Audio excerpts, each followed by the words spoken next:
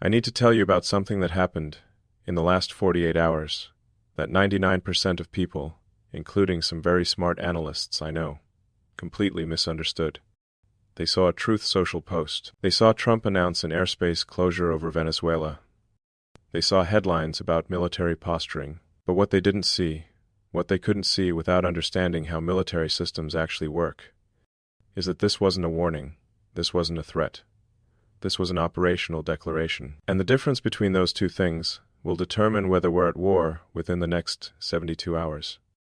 Let me explain what I mean by using systems thinking. Because this matters. When you are launching a rocket, you don't announce the launch and then start building the rocket.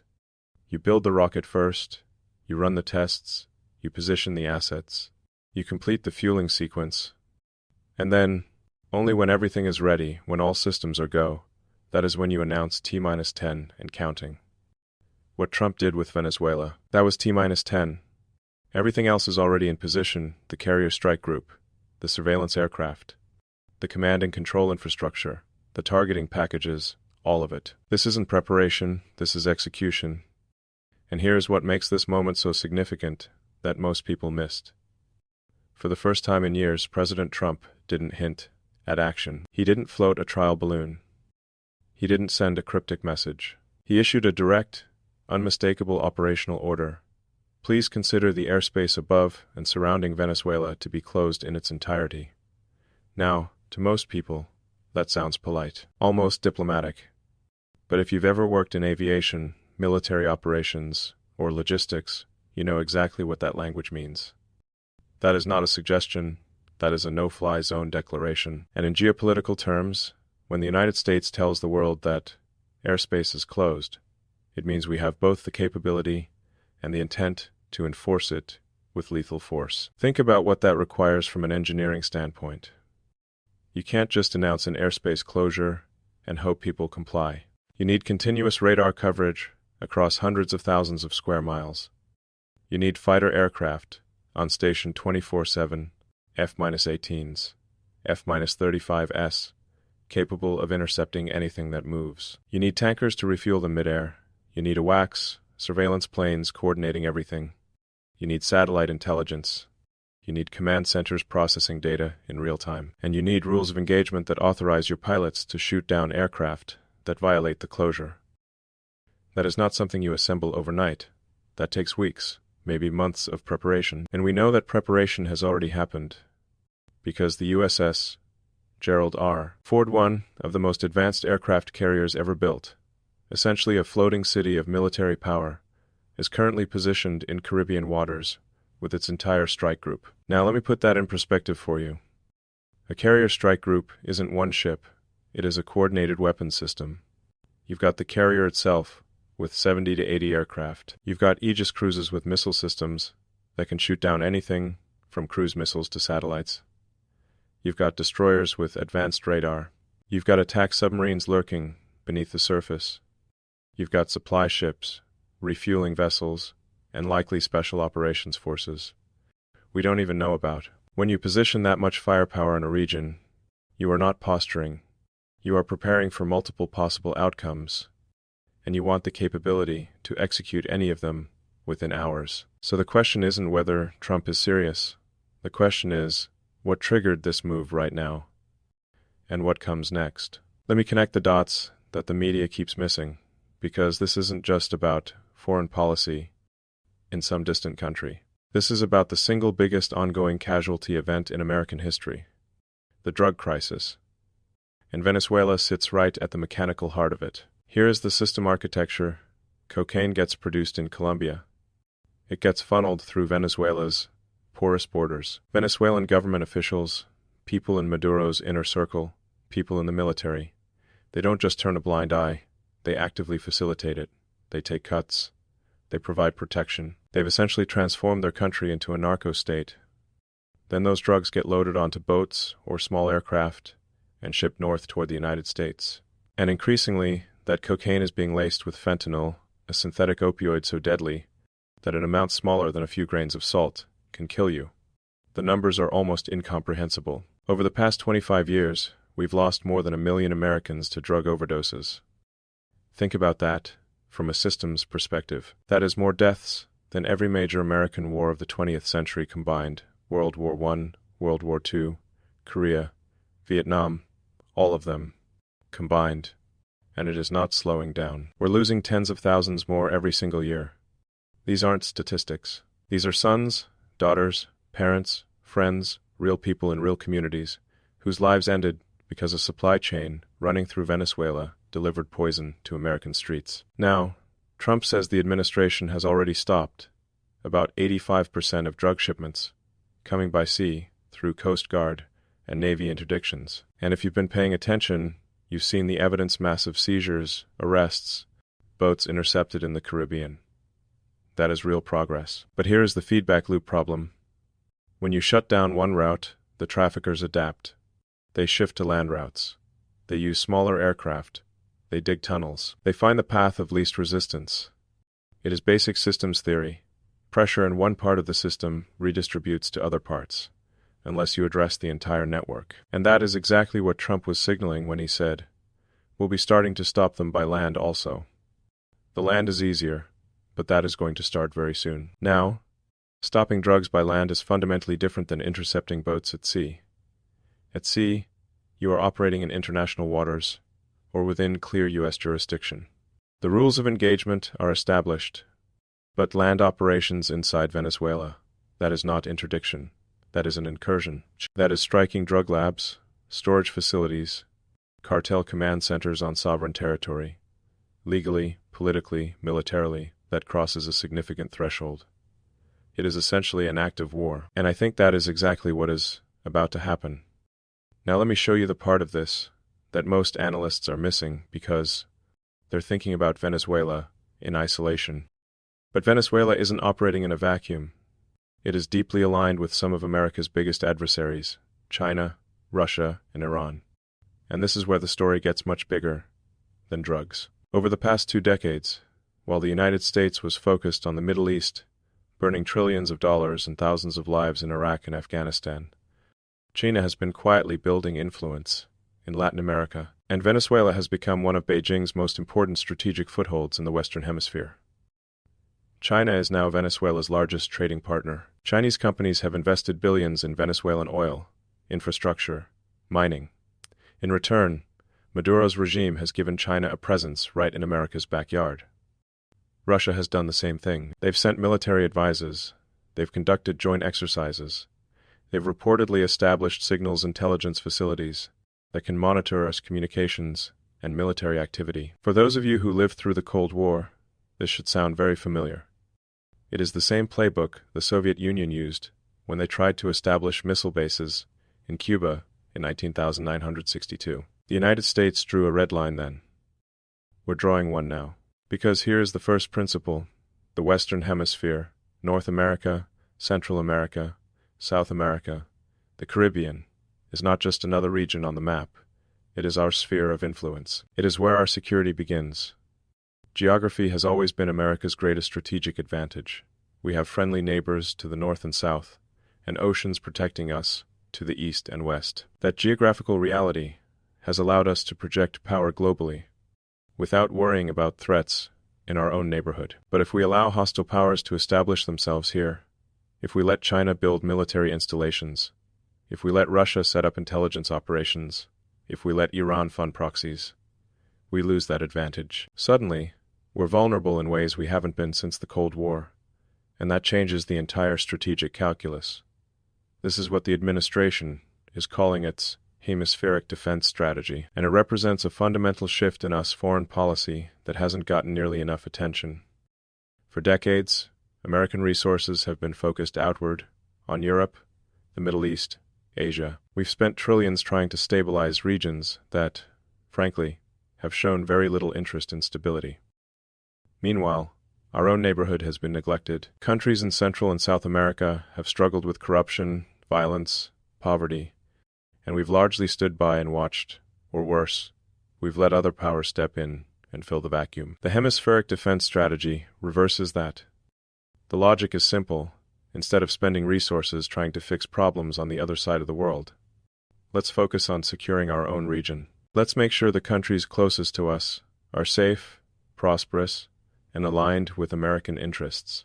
Let's cut off the smuggling routes, dismantle criminal networks, and push back against foreign adversaries trying to gain a foothold here. It is a strategy that makes sense from both a security and economic standpoint. But strategies are only as good as the willingness to execute them. And that is where Venezuela becomes a test case. Now let me walk you through the timeline of what has been happening, because none of this is spontaneous. This has been building for weeks, maybe months. Several weeks ago, the FAA issued warnings to pilots, telling them to exercise extreme caution near Venezuelan airspace. That is not normal. That is the kind of warning you issue when you are planning operations that might involve aircraft getting shot down. In August, the Pentagon began moving military assets into the region, gradually, quietly increasing the presence, until we had one of the most powerful naval strike groups in the world, positioned just off Venezuela's coast. That is not defensive posturing. That is pre-positioning for offensive operations. Then, just a few days ago, Trump personally called Nicolas Maduro. Now, the details of that conversation are still somewhat unclear, but here is what we do know. Trump reportedly told Maduro, "This is your chance, your one chance to exit from power, to step down peacefully." And apparently Maduro refused. He rebuffed the offer. And that refusal is what set everything else in motion. Because once you extend that kind of ultimatum, and it gets rejected, you've got to follow through. Otherwise, you lose all credibility. Your threats become meaningless. Your adversaries stop taking you seriously. And that invites more aggression, more risk-taking, more danger. So the airspace closure came next. And based on everything we're seeing, the asset positioning, the intelligence preparation, the political signaling, land-based strikes could be imminent. We're talking hours or days, not weeks. Now, while all this is playing out on the international stage, there is a political firestorm happening back home that is directly connected to this Venezuela operation. And it centers around a question that should make everyone uncomfortable. Who are we letting into this country? And are we properly vetting them? A few days ago, there was a jihadist terror attack in Washington 600 that killed 2 National Guard members. The attacker was an Afghan national who'd been brought into the United States during the chaotic withdrawal from Afghanistan in 2021. And it turns out one of the loudest voices advocating for that mass relocation was Senator Lindsey Graham. At the time, Graham stood alongside Democrats and said things like, "These people will make great citizens over time. We have a moral obligation to them." General Michael Flynn, who knows more about national security than almost anyone in Washington, just publicly called him out. Flynn said, and I am paraphrasing, "Senator Graham, you are a worthless human and no longer deserve to serve in the U.S. Senate." That is strong language. But here is the uncomfortable reality. There was no meaningful vetting of those Afghan evacuees. It wasn't just inadequate. It was virtually impossible. Afghanistan doesn't have the kind of criminal record systems, biometric databases, or institutional infrastructure that would allow for proper background checks. So in over 0 people were brought into the United States in a matter of weeks. We had no idea who they really were, and now we're seeing the consequences of that failure. This isn't just about one senator or one policy mistake. It is about a broader pattern of prioritizing optics and political talking points over actual security. And it has created massive political vulnerability for Republicans who position themselves as the party of border security while simultaneously supporting policies that undermined it. The backlash has been swift and intense, and it is putting pressure on Trump to take even more decisive action to prove his administration won't repeat those mistakes. Which brings us back to Venezuela, because the timing of this operation isn't coincidental. Trump is sending a message. We're done with half measures. We're done with symbolism. We're done with letting threats fester, because we're afraid of being called too aggressive. So let me give you my analysis of what is likely to happen over the next few days based on how these systems actually work. First, if these strikes go forward, and I think they will, you are going to see precision targeting of specific infrastructure. We're not talking about carpet bombing cities. We're talking about hitting drug production facilities, storage depots, and command centers. The U.S. military is exceptionally good at this kind of surgical operation. They've been doing it for decades.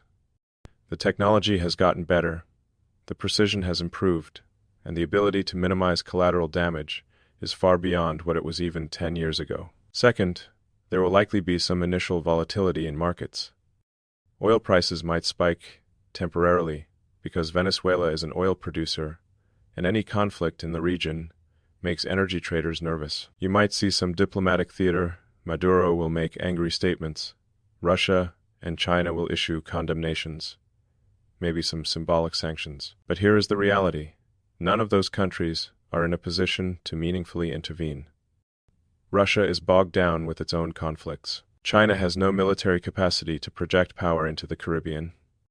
And Maduro's own military is poorly equipped, poorly trained, and probably not very loyal to him. Third, and this is the part that matters most for ordinary Americans, if these operations succeed in disrupting major trafficking corridors, we're talking about potentially cutting off a significant percentage of the drugs flowing into American communities. Will it stop everything overnight? Of course not.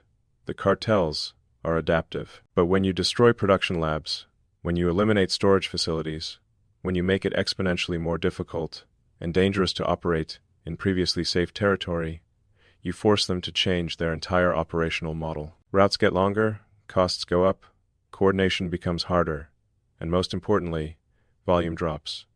And even a 20–30% reduction in supply means thousands of American lives saved every single year. That is not theoretical.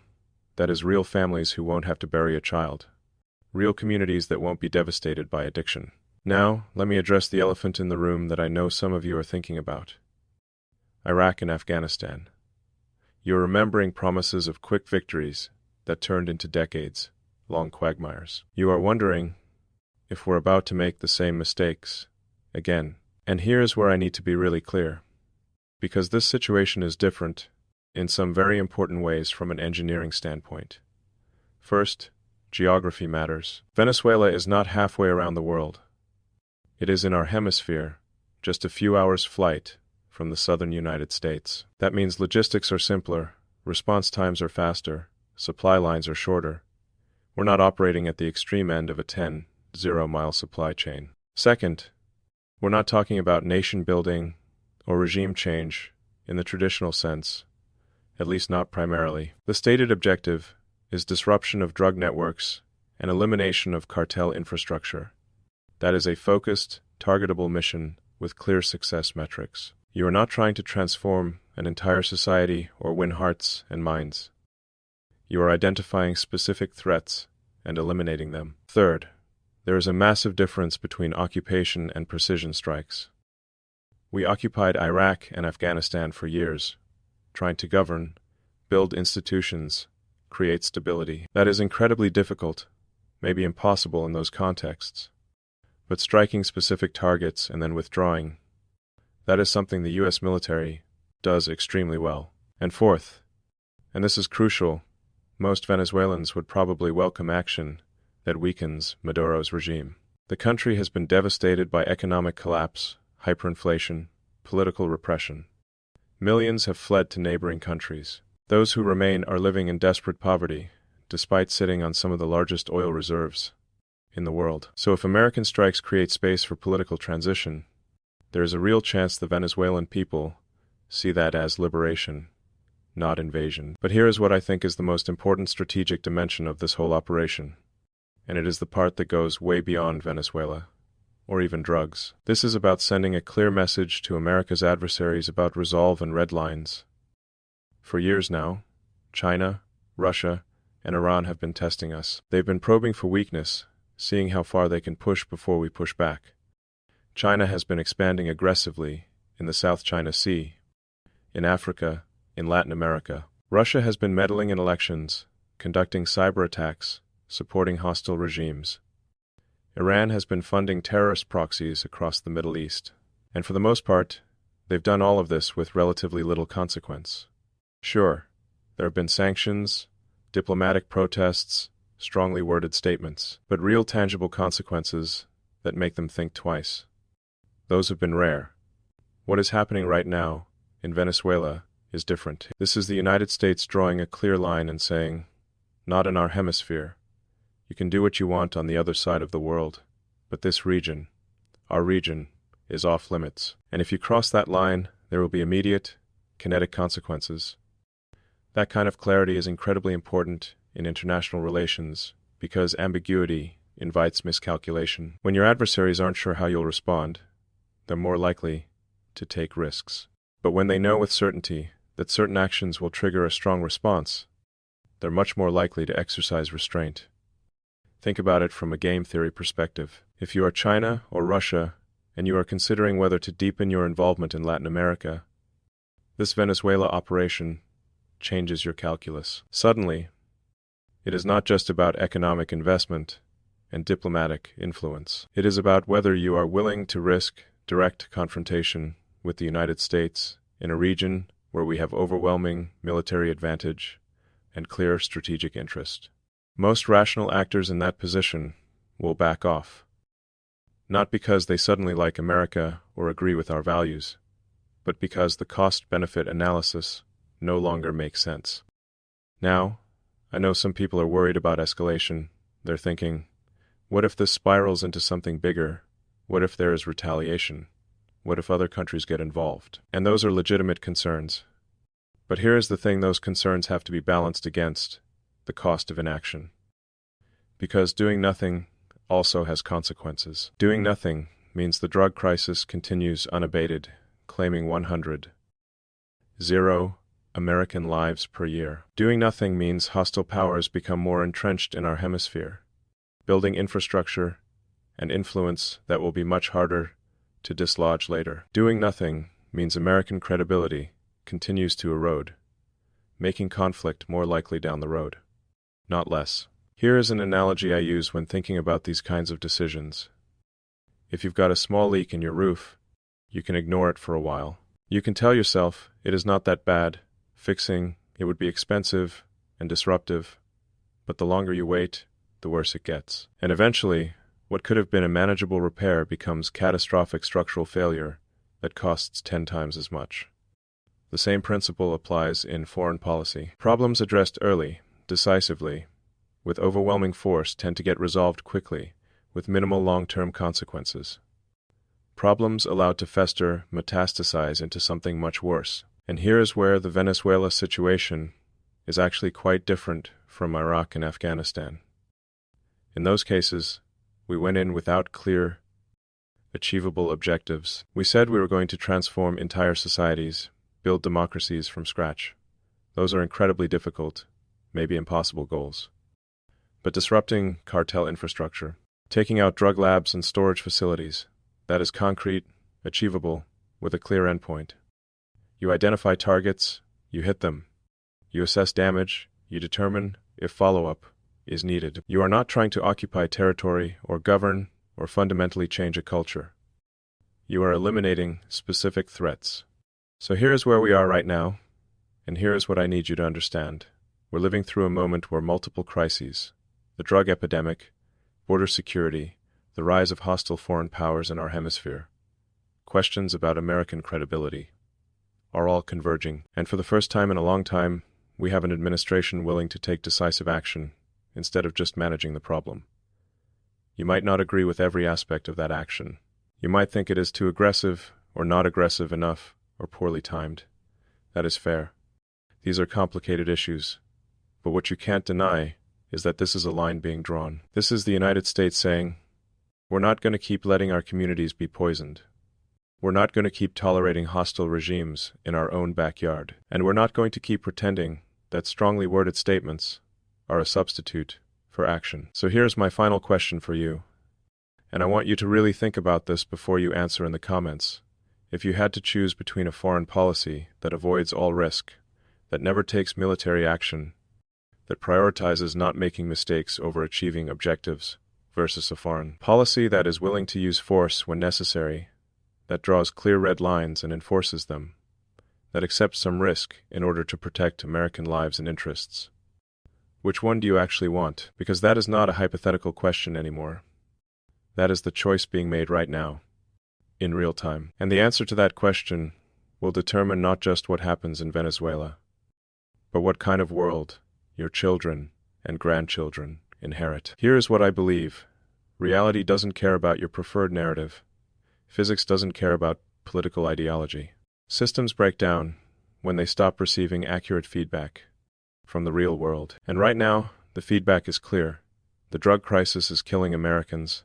Hostile powers are expanding in our hemisphere, and weakness invites aggression. The question is whether we adapt to that reality or ignore it. Because in engineering, when you ignore feedback loops, the system eventually fails catastrophically. And in geopolitics, I suspect the same principle applies. Most people watching this story will see headlines about airspace closures and military posturing. Very few will understand what it actually means. Very few will recognize the deeper strategic currents at work, until now. Because now you've seen the full picture. You've seen the system architecture, the drug networks, the foreign influence, the military positioning, the ultimatum, the red line. You understand why this isn't just another foreign policy story. This is a defining moment where America either reasserts control over its own hemisphere or continues down a path of managed decline. Drop your answer to that question below. And if this analysis made you see the situation differently than the surface level coverage everywhere else, hit subscribe, because we're going to keep tracking exactly what happens as these strikes unfold. Reality doesn't wait for perfect information, and neither should you. The airspace is closed. The assets are in position. The decision has been made. Now we see if America is still willing to enforce its red lines, or if those lines were just suggestions all along.